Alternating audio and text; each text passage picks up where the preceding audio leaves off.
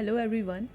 इस वीडियो में मैं आप लोगों के साथ उत्तराखंड पीटी के लिए इम्पॉर्टेंट एमसीक्यू क्वेश्चंस शेयर करूंगी जो international law, jurisprudence, constitution, IPC और टीपीए सब्जेक्ट से रिलेटेड हैं।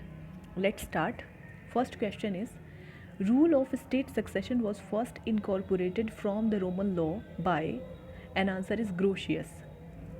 Second question, the province and the function of law book was written by, answer is Julius Stone. Question, the province of jurisprudence is a book written by John Austin. ये क्वेश्चन पहले भी पूछा जा चुका है उत्तराखंड पीटी में। Next question, nature of judicial process was written by, then answer is Benjamin Cardozo. Which one is the modern source of law? Answer is legislation.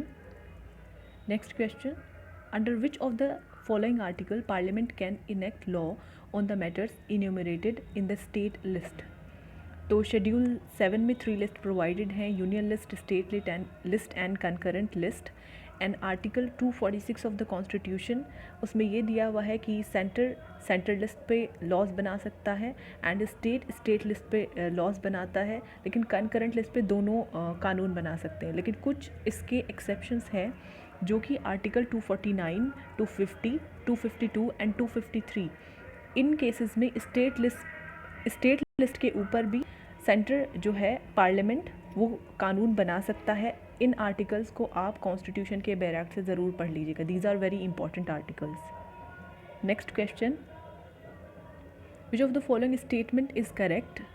And answer is B, article 16 sub clause 3, article 22 sub clause 7, article 32 sub clause 3, article 33, article 34. ये सारे articles deal करते हैं legislative power of parliament की. And these articles are also important. इनको भी आप direct से ज़रूर पढ़ लीजिएगा. Article 16 is talking about residence, कि पार्लियामेंट रेजिडेंस की कंडीशन रख सकता है वाइल गिविंग एम्प्लॉयमेंट. आर्टिकल 22 में प्रिवेंटिव डिटेंशन लॉ की बात हुई है. आर्टिकल 32 सब क्लोज 3 में this is relating to writ jurisdiction of the supreme court. And article 33 and 34 is relating to armed forces and martial laws. ये आर्टिकल्स आपको एक बार ज़रूर पढ़ने चाहिए कॉन्स्टिट्यूशन से. These all are very important articles. Next question, which one of the following is incorrect? Answer is prohibition of employment of children in factories. Actually this was originally there in article 24 of the constitution. तो ये किसी amendment से add नहीं हुआ है. बाकी के तीनों ऑप्शंस करेक्ट हैं. Equal justice and free legal aid article 42nd amendment act से ऐड हुआ है. Promotion of cooperative societies 97th amendment act से ऐड हुआ है. Saving of laws giving effect to certain directive principles 25th amendment act से add हुआ था.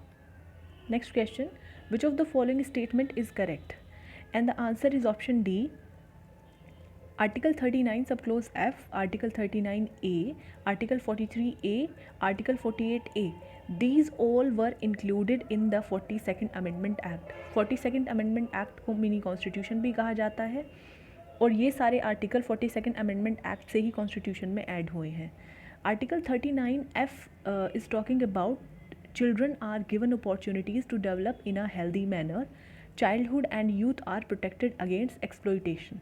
And article 39A is talking about legal aid. article 43A में participation of workers in the management of factories की बात हुई है. and article 48A में environment protection की बात हुई है.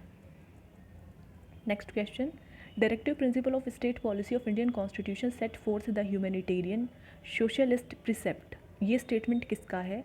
The answer is Granville Austin. Next question, in which of the following judgment of the supreme Court held that even a non Brahmin can become a Shantikaran और पुजारी?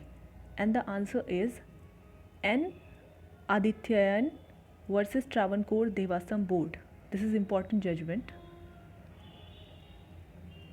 Next question, which of the following is not a qualification for the election of vice president? And these are the option. And the correct answer is he is qualified for the election as a member of the house of the people. तो ये ज़रूरी नहीं है कि एक जो vice president है वो लोकसभा का मेंबर होने के लिए क्वालिफाइड हो.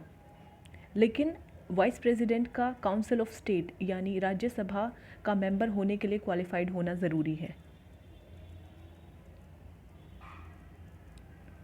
Next question, what is article 231 of the Constitution of India? And the answer is establishment of a common high court for 2 or more state। तो एक कॉमन हाई कोर्ट 2 और मोर स्टेट्स के लिए बनाया जा सकता है आर्टिकल 231 में। And Article 230 is also important, which provide extension of the jurisdiction of High Court to Union territories. Next question, after which one of the following Supreme Court decision a special provision for the advancement of socially and educationally backward classes introduced under Article 15 subclause 4 of the Constitution? And the answer is the state of Madras versus Champakam Dorajan. This is very important and landmark judgment of Constitution.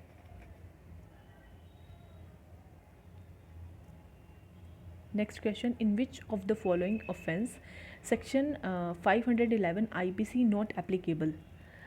The answer is attempt to commit robbery, because attempt to commit robbery separately section 393 of IPC में provided है।